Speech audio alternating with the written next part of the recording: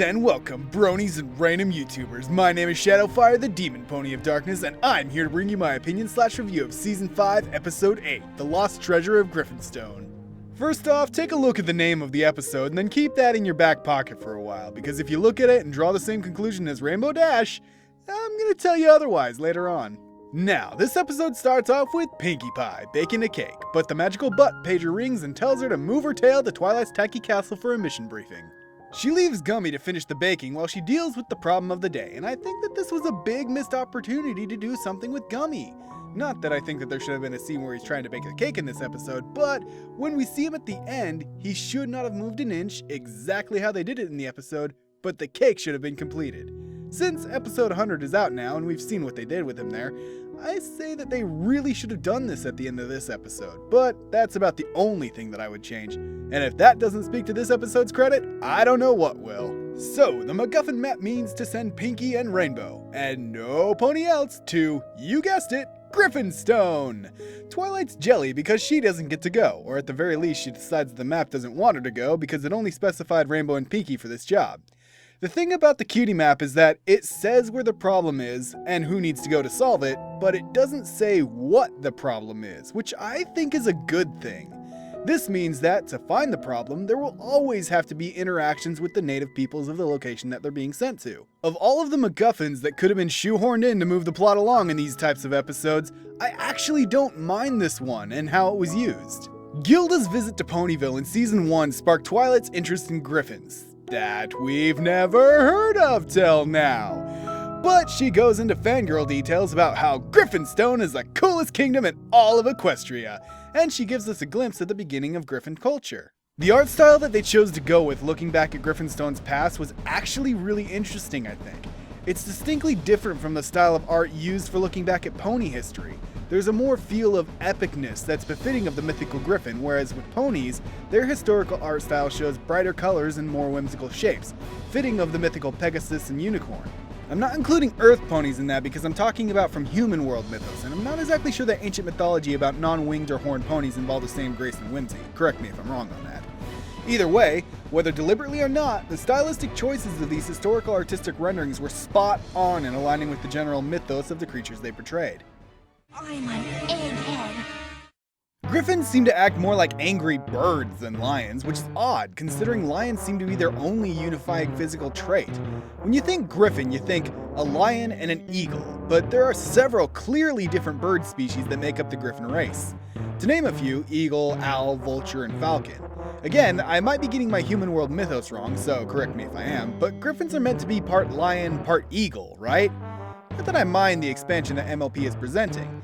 It really diversifies the griffins, and it's great to see that the animators are making more unique designs for the characters that are on screen, even if they are only in the background. With ponies, for the most part, they are usually just recolors with different mane styles and cutie marks. With griffins, it's more than just their hairstyle and body color. The actual forms are rather diverse and interesting. And perhaps acting less like lions was deliberate to show how they don't have their pride anymore. Gilda's and Pinkie's interactions were what made this episode. Rainbow was pretty much just on the side doing her own thing. It ultimately contributed to the conclusion, but the focus was more on Pinkie Pie and Gilda, and they rocked the character interaction and growth in this episode. When Gilda is mockingly mimicking Grandpa Gruff behind his back, causing Pinkie to stifle some laughter, you knew at that moment that they would be friends by the end. It's sort of a rule. Pinkie tries to be friends with every pony, but if you make her laugh, it's inevitable. At the moment, Gilda seems to be the only stand-up griffin, even though she acts like a jerk at times, because others just seem to be greedy good-for-nothings, even going so far as to be extortionists. Oh, what's that? You're stuck on a cliff face, in danger of falling to your death, and all I have to do is throw you this rope. What's it worth to you? So...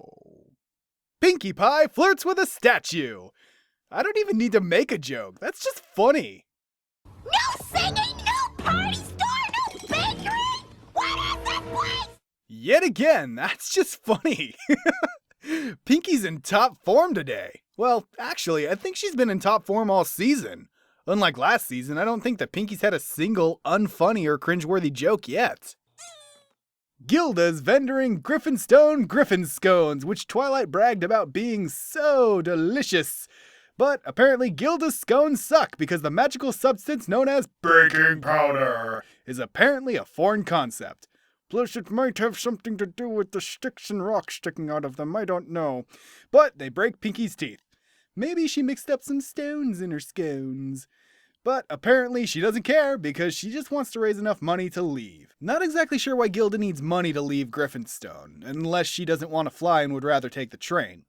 And since these are her Grandpa Gruff's secret recipe, then I think it's to say that Grandpa Gruff is actually Gilda's grandpa, which, when he was first introduced, I thought it was like Granny Smith, in that everyone calls her Granny whether she's her grandma or not. Okay, compilation time! Pinky's facial expressions in this episode warrants it.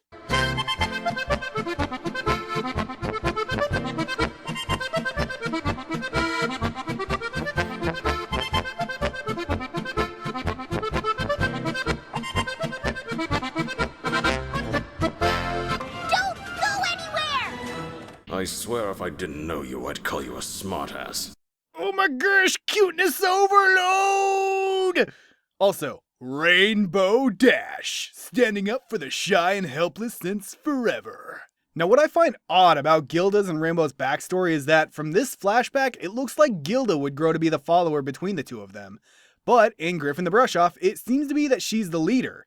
Sure, Rainbow is independent enough to break away when she finds out just how much of a jerk Gilda was being, but it seemed like one of those stories where the follower breaks free of the leader. So, I've got to wonder, what is missing from their backstory that explains how this dynamic came to be between them? I guess that leaves more to be explained upon in other episodes, but that's only if we get another Gilda episode in the future, which I kind of want to after this one. But that doesn't make me her friend. Duly noted. Except it does. Baking powder makes baked goods and friendships fluffy and delicious. Hugging now. Duh! This is actually an amazing way to end the episode. We're led to believe that they are sent to revive and help the culture thrive, but logically, that would take a long while. Things like that just don't change overnight. The fact that it's up to Gilda to follow in the lead of her pony friends to spread unity and pride, one friendship at a time, that actually resonates as much more of a genuine conclusion and not like some PSA saying that you can spread friendship and good feelings in your neighborhood if blah blah blah blah blah. But rather showing that change is a gradual thing and you can make a positive impact in your community if you try. But it has to start somewhere. It's not just gonna suddenly happen without anybody putting the effort in. Here's to Season 6. Maybe having an episode about Gilda's rise to Princess of Griffonstone by uniting her kingdom in a way that's never happened before, through actual community and friendships. That's what the title of this episode is referring to in my opinion. It's not the golden idol that was lost. It wasn't the treasure that made the Griffin Kingdom so great in the past. The treasure that was lost was the pride and community of the kingdom. And with this resolution, it's on its way to getting that back, one little baby step at a time.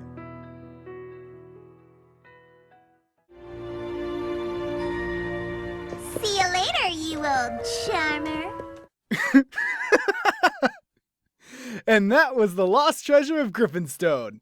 In some ways epic, in many ways funny. This was a Pinkie Pie episode with Rainbow Dash thrown in on the side. And good golly gracious is it a fun one. Plenty of rewatch value with feels, laughs, and faces. Lots and lots of faces. The story itself was rather simple, but it was also pretty fantastic at the same time. Likewise, the backstory was actually not so simple, raising a few questions, but it was epic, intriguing, and again, fantastic in its own right. I give this episode a solid A.